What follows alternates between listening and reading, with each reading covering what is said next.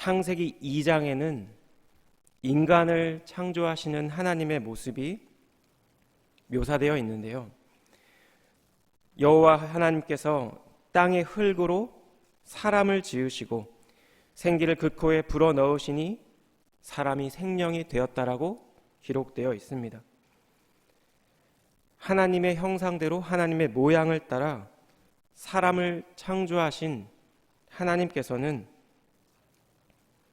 생기를 그 코에 불어넣어 주셨고, 이를 통해 사람은 다른 동물들과는 다르게 하나님과 교제하고 주님을 예배할 수 있는 영적인 존재가 되었다라는 것입니다. 그런데 이렇게 하나님을 예배하고 창조주와 교제하기 위해 허락된 자유의지를 갖고 사람이 행한 것은 뱀의 유혹에 꿰어 하나님처럼 되고자 하는 것이었고 주님께 범죄하는 것이었습니다.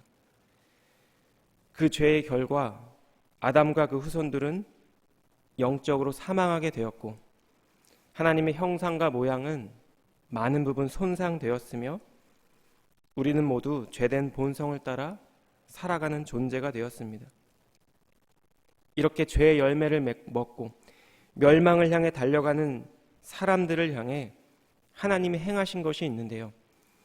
한 민족을 세워 하나님의 뜻을 계시하는 것이었고, 인간이 갖고 있는 근본적인 죄의 문제를 해결하기 위해 하나뿐인 아들을 마침내 이 땅에 보내시는 것이었습니다. 십자가에 달린 예수 그리스도, 이것이 바로 우리 사람을 향한 하나님의 뜻, 하나님의 마음을 가장 극명하게 대변하는 증거가 될 것입니다. 오늘 우리가 함께 읽은 이 본문의 말씀은 너무나 유명한 바벨탑 사건에 대한 말씀입니다.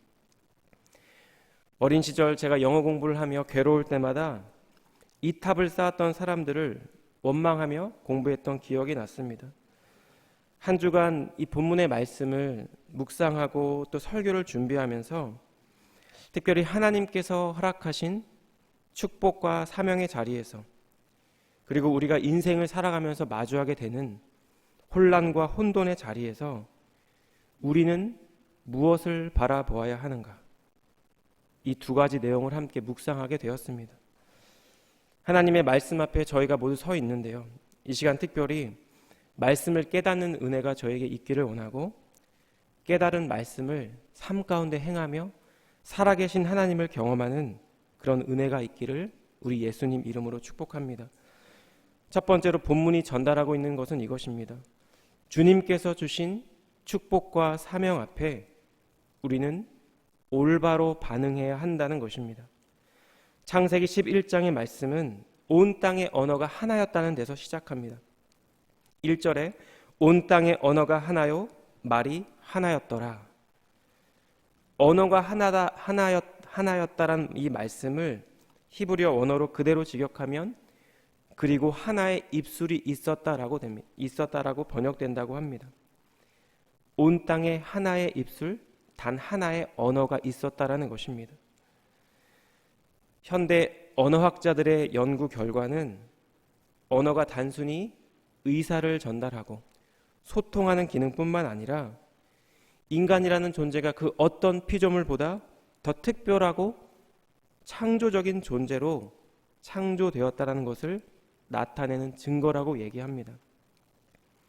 의사소통의 측면으로만 볼 때 이미 많은 생물들도 그 체계를 갖고 있습니다. 예를 들어 저희가 꿀벌의 경우에 꿀을 머금은 꽃을 발견하게 되면 숫자 8의 모양으로 꿀은 춤을 춘다고 합니다. 그런데 이렇게 춤을 통해 자신의 동료 벌들에게 전달하는 정보가 우리가 생각하는 것 이상으로 굉장히 자세하고 구체적입니다. 꿀벌들은 태양이 어디에 있으니 어느 방향으로 날아가야 할지, 그리고 얼마나 날아가야 할지, 그리고 그렇게 날아갔을 때 어느 정도의 먹이가 있는지를 이 춤을 통해 전달한다고 합니다. 우리가 한낱 미물이라고 여기는 이 꿀벌도 생각보다 많은 양의 정보를 전달하며 살아가고 있습니다. 이처럼 꿀벌은 꽤 많은 정보를 전달하며 의사소통하고 있지만 우리는 꿀벌이 언어 활동을 한다고 이야기하지 않습니다. 왜냐하면 인간의 언어에는 다른 생물들에게서는 발견될 수 없는 중요한 특징이 있기 때문입니다. 만약 우리가 문화를 인간 경험의 총량이라고 규정한다면 우리는 언어 없이는 도저히 우리의 문화를 측정할 수도 우리의 문화를 세워나갈 수도 없을 것입니다. 우리 사람은 언어를 통해 창조적인 어떤 생각을 표현하고 이를 전달하며 우리 고유의 문화를 형성하는 그런 창조적인 존재이기 때문입니다. 창세기 2장에는 굉장히 흥미로운 이야기가 하나 등장하는데요. 창세기 2장 19절입니다. 여호와 하나님이 흙으로 각종 들짐승과 공중의 각종 새를 지으시고 아담이 무엇이라고 부르나 보시려고 그것들을 그에게로 이끌어 가시니 아담이 각 생물을 부르는 것이 곧 그 이름이 되었더라. 히브리 문화권에서 그 이름은 그 존재의 정체성을 의미합니다. 그런데 천지를 창조하신 하나님께서는 낮과 밤, 하늘과 땅과 바다를 지으시고 그 이름을 직접 지어주셨습니다. 그런데 하나님께서 사람을 창조하신 후에 짐승들의 이름을 짓는 일을 자신의 창조물인 아담에게 맡겨주셨다라는 것입니다. 중요한 것은 아담이 지은 이름을 하나님이 수정하거나 혹은 거절하지 않으시고 있는 그대로 수용해 주셨다라는 사실입니다. 성경은 아담이 각 생물을 부르는 것이 곧 그 이름이 되었다라고 증언하고 있습니다. 하나님의 영광스러운 창조 사역 가운데 사람은 더 이상 주동적인 구경꾼 내지는 주변인이 아니었습니다. 하나님의 동역자로 협력자로 불러주셨다라는 것입니다.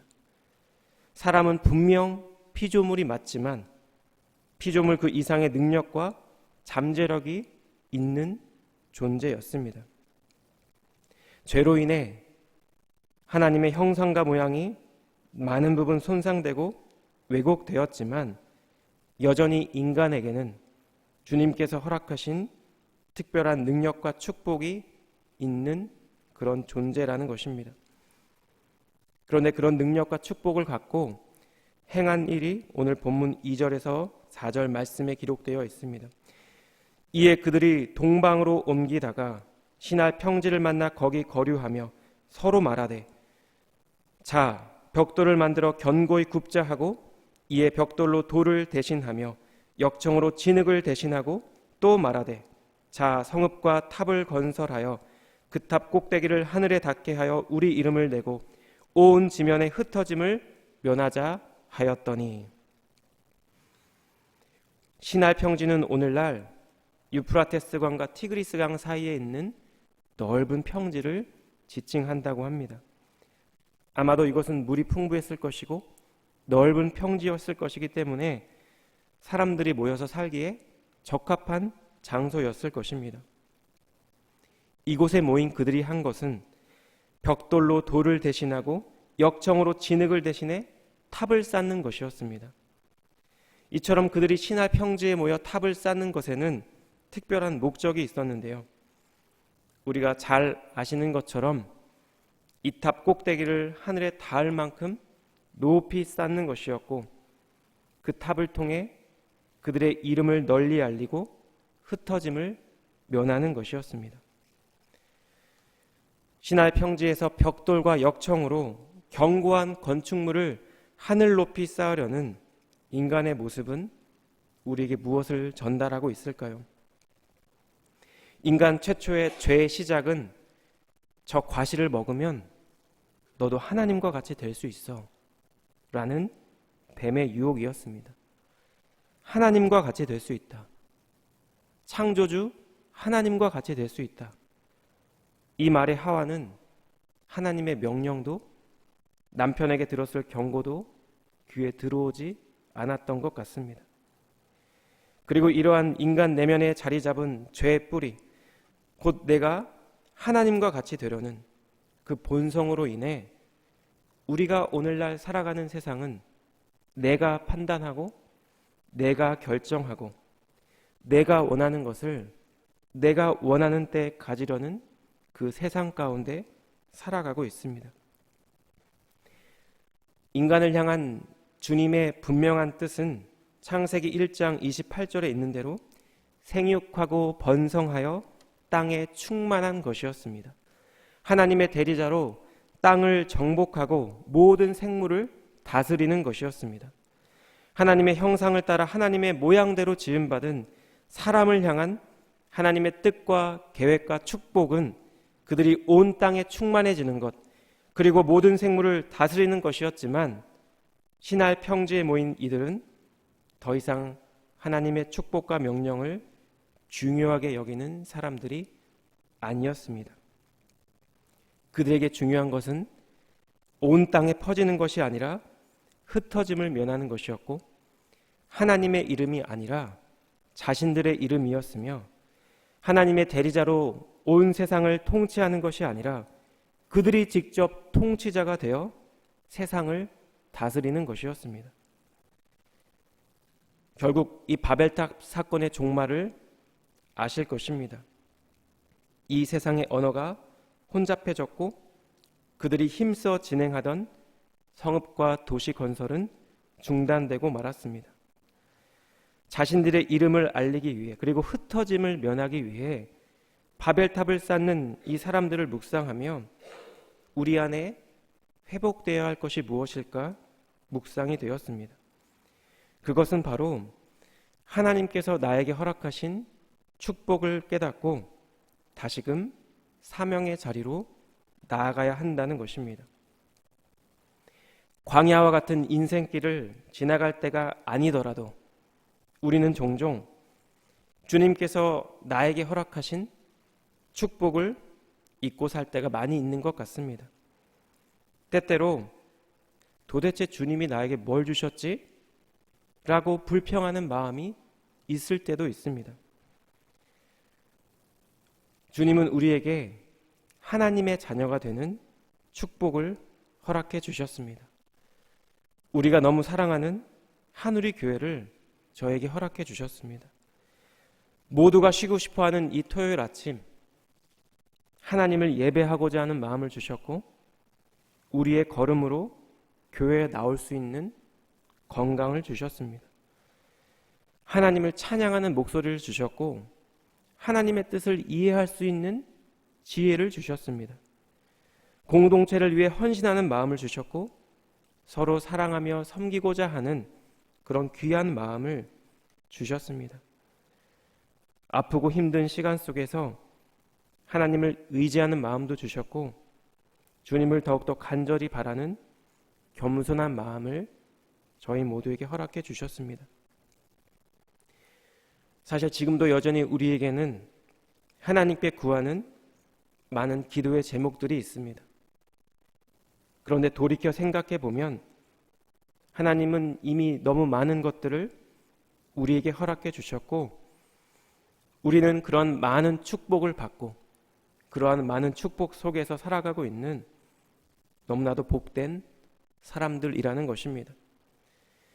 이 세상의 사람들은 현재 자신의 소유보다 앞으로 소유하게 될 것에 더 많은 관심을 갖고 살아갑니다.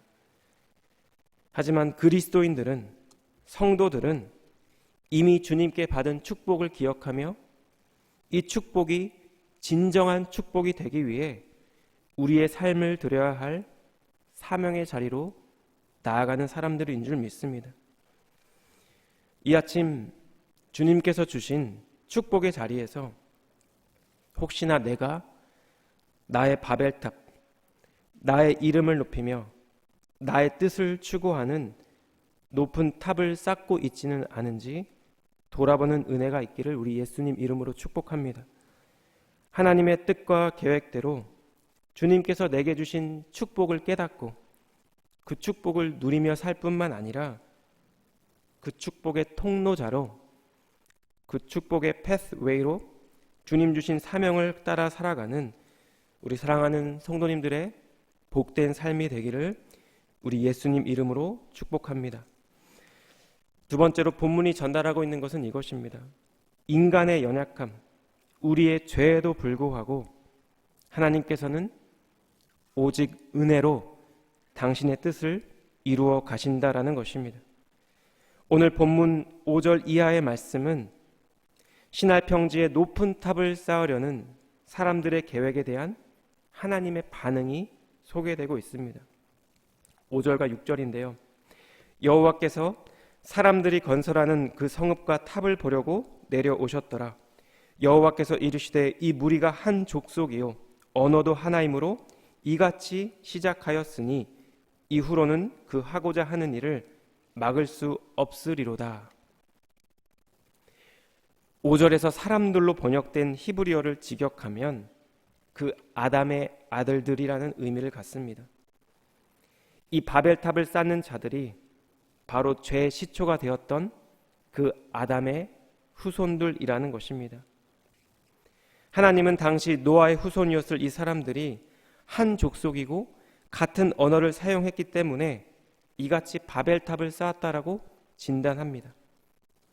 이후로는 그 하고자 하는 일을 막을 수 없으리로다. 하나님의 이 말씀은 하나님의 능력이 불완전하다라는 의미가 아니라 자유의지를 갖고 있는 인간이 계속적으로 악을 꾀한다면 그 악한 삶을 살게 될 것이라는 의미를 전달하고 있는 것입니다. 이와 같이 마치 하나님처럼 자신들의 생각과 계획대로 이제 흩어짐을 면하고 자신들의 이름을 높이기 위해 하늘 높이 탑을 쌓고 있는 이 아담의 후손들에게 주님께서 행하신 것은 그들의 언어를 혼잡하게 하는 것이었습니다. 우리 본문 7절에서 9절 말씀을 우리 함께 읽겠습니다. 시작. 자, 우리가 내려가서 거기서 그들의 언어를 혼잡하게 하여 그들이 서로 알아듣지 못하게 하자 하시고,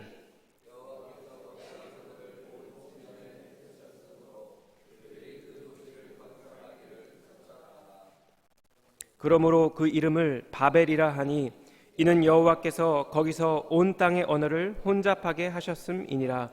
여호와께서 거기서 그들을 온 지면에 흩으셨더라. 하나님의 개입으로 사람들은 도시 건설하기를 멈추고 다시 온 지면에 흩어지게 되었습니다. 고대 사회에서 햇볕에 말린 벽돌이 아니라 불에 굽는 벽돌을 만드는 일은 많은 노력과 시간이 소요되는 일이었을 것입니다.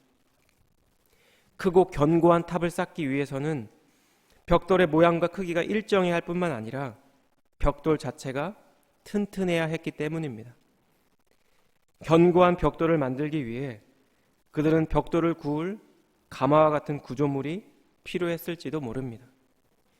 그들은 열심히 벽돌을 구웠고 역청으로 진흙을 대신해 크고 견고한 탑을 열심히 쌓았을 것입니다. 그런데 어느 날 갑자기 함께 벽돌을 굽던 동료가, 함께 역청을 바르던 친구가 이상한 말을 하고 있는 것입니다. 도무지 알아들을 수 없는 언어로, 단 한 번도 들어본 적이 없는 말로 답답하다는 듯이 자신의 말을 떠들고 있습니다. 그리고 마침내 그들은 이런 상태로는 도저히 도시를 건설할 수도 탑을 쌓을 수도 없다는 것을 깨닫고 그 모든 일들을 중단하게 됩니다. 이렇게 온 땅의 언어를 혼잡하게 하신 하나님의 모습을 묵상하며 제 안에 떠오른 단어는 은혜라는 단어였습니다. 비록 언어가 혼잡하게 되어 의사소통에 불편함이 있었지만 이전처럼 신할평지 그 넓고 물이 풍부한 곳에 모여 함께 살 수는 없었지만 하나님은 그들을 저주하거나 그들의 생명을 해하지 않았습니다. 그들은 여전히 말이 통하는 사람끼리 소통하며 더 넓은 땅으로 흩어져 그들의 삶을 살아갔을 것입니다. 우리는 며칠 전에 사람의 생각이 악한 뿐임을 아신 하나님께서 사람 지으셨음을 후회하시고 호흡이 있는 모든 생물을 지면에서 쓸어내리신 홍수 심판의 말씀을 함께 묵상했습니다. 성경에서 가장 오래 산 사람의 이름이 에녹의 아들 무두셀라입니다. 무두셀라는 두 히브리어 단어로 이루어져 있는데요. 무트와 셀라라는 단어입니다. 무트는 심판과 죽음을 의미하고 셀라는 보낸다라는 뜻을 갖습니다. 즉 그의 이름을 직역하면 무두셀라를 보내면 이 세상에 심판이 있다라는 의미가 됩니다. 매튜 헨리의 주석이라는 것이 있는데요. 창세기 이 주석은 아마도 에녹이 하나님으로부터 홍수 심판의 계시를 받아 예언적 의미로 자신의 아들의 이름을 이렇게 지었을 것이라고 해석하고 추정합니다. 만약 그렇다면 무두셀라라는 이 이름을 부르고 듣는 것만으로도 일상 가운데 그들은 종말에 관한 메시지를 듣고 말하며 살아갔을 것입니다. 그래서 어떤 사람들은 에녹이 365년, 당시 사람들보다 비교적 짧은 수명이었지만 일평생 하나님과 동행할 수 있었던 이유가 바로 이렇게 늘 종말을 의식하며 살아갔을 것이기 때문이라고 생각하기도 합니다. 우리가 가만히 생각해 보면 하나님은 홍수 심판 이전 이미 수백 년 전부터 세상의 심판을 예고하셨고 하나님의 뜻대로 살 것을 권고해 오셨습니다. 그렇게 창세기에 기록되어 있는 이 홍수 심판은 인간의 악함에 대한 하나님의 분노가 어떠한지를 알려줄 뿐만 아니라 이미 1000년 가까이 사람들을 인내하시며 기다려주신 하나님의 은혜를 전달하고 있는 사건이라는 것입니다. 그리고 오늘 본문의 말씀에서 하나님의 뜻이 아닌 자신들의 뜻대로, 하나님의 계획이 아니라 자신들의 계획대로 도시를 건설하고 하늘 높이 탑을 쌓으려는 사람들에 대한 하나님의 간섭과 개입 역시 하나님의 은혜를 전달하고 있습니다.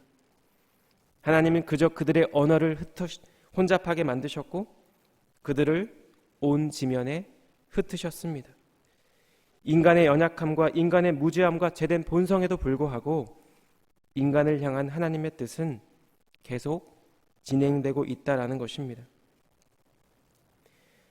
때때로 우리는 우리의 생각과 이성으로 이해되지 않는 상황 가운데 있을 때가 있는 것 같습니다. 마치 신할 평지에서 하루아침에 언어가 혼잡해져 무엇이 맞고 그른지, 어디로 가야 할지, 어떻게 해야 할지 몰랐던 오늘 본문의 사람들처럼 혼돈과 혼란의 상황 속에 서 있을 때가 있습니다. 어디로 가야 할지, 무엇을 해야 할지 갈피를 잡을 수 없는 그런 상황 가운데 거할 때가 있는 것이 우리 인생이라는 것입니다. 본문의 말씀은 그러한 때, 혼돈과 혼란의 때에 하늘을 바라볼 것을 말씀하고 있습니다. 나의 계획, 나의 뜻에 우리의 시선이 있는 것이 아니라 선하신 주님께 우리의 시선을 둘 것을 말씀하고 있다라는 것입니다.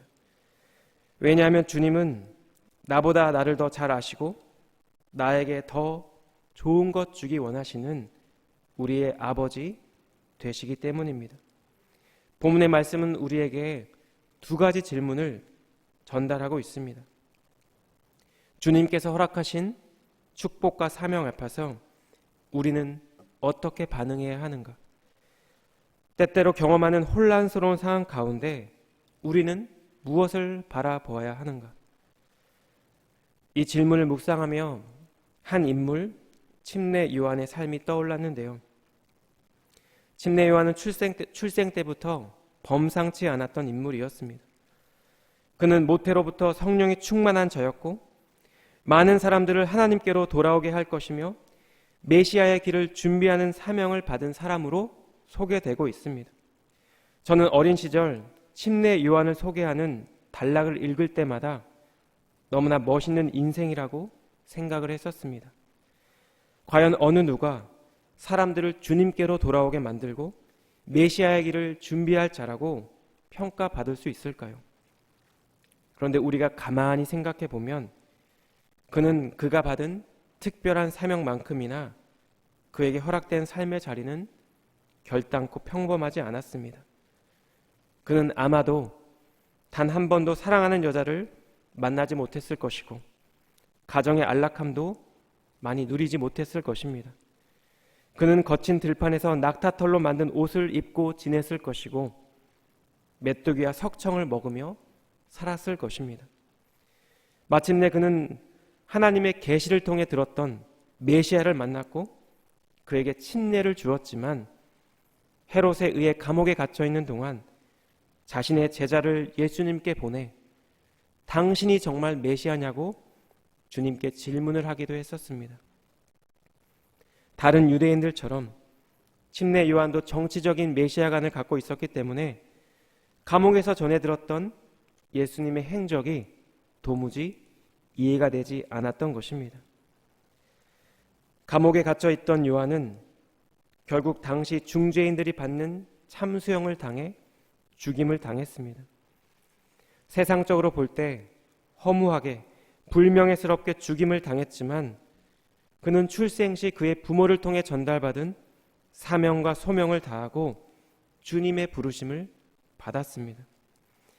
그는 그의 부르심대로 광야에서 외치는 자의 소리를 온전히 감당했다라는 것입니다.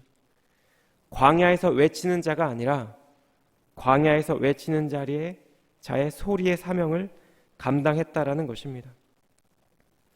예수님의 침례에 더 많은 사람들이 몰리는 현실 가운데 불평하듯 이야기하는 제자들에게 그분은 흥해야 하고 나는 쇠해야 한다라고 그는 고백했습니다.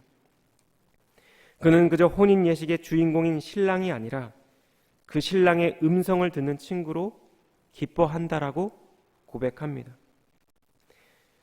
사랑하는 성도 여러분, 우리 삶의 자리에서 내가 생각하기에 이건 하나님의 축복이야 라고 생각하는 어떤 일, 어떤 조건 혹은 어떤 환경이 있을 것입니다. 왜 주님이 나에게 이런 일을 허락하셨지? 라고 의아해하며 힘들게 하는 일이 있을 것입니다. 누가 봐도 명백하게 힘든 상황, 명백한 고난, 명백한 어려움의 시간들이 우리에게 있을 것입니다. 그런데 우리가 본문의 말씀을 대할 때 주님께서 주신 축복도 주님께서 허락하신 고난과 어려움도 하나님의 섭리 안에서 하나님의 뜻이 이루어지는 통로가 된다는 사실을 우리는 묵상할 수 있습니다. 그리고 그 부르심 앞에 하나님이 부르신 사명자로 살아갈 것을 오늘 본문의 말씀은 우리에게 전달하고 있습니다.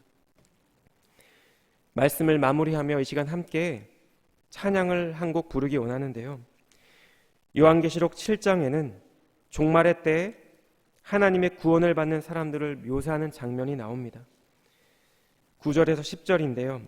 이 일 후에 내가 보니 각 나라와 족속과 백성과 방언에서 아무도 능히 셀 수 없는 큰 무리가 나와 흰 옷을 입고 손에 종려 가지를 들고 보좌 앞과 어린 양 앞에 서서 큰 소리로 외쳐 이르되 구원하심이 보좌에 앉으신 우리 하나님과 어린 양에게 있도다 하니.